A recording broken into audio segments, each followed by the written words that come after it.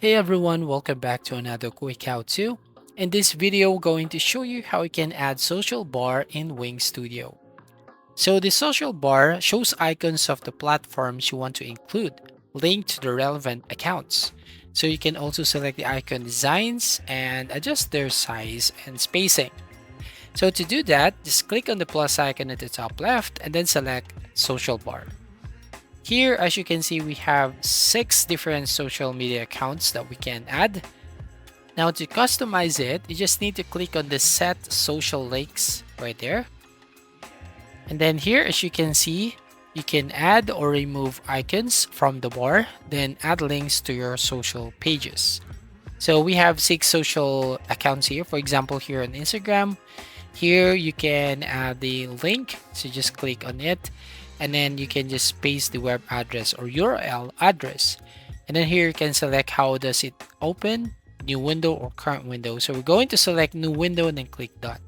Same process here on the Facebook. So paste the Facebook page link and then select new window, then click done.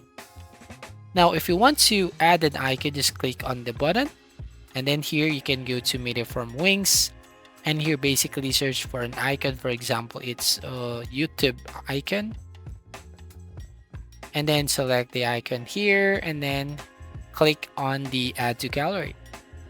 So that's how you can simply add a social icons. Then once done, you just have to click on the X button. And then from here, as you can see, you can basically manage it. You can go to layout if you want vertical or if you want like horizontal social bar. So depending on the design that you want to implement to your website. Now here, if you're going to click this one and then go back to the layout option. So here at the bottom, you'll find your icon size if you want a bigger icon size, and then also the spacing here. So there you have it. That's how you basically add a social bar in Wing Studio. So thank you for watching. Please like and subscribe and see you on the next video.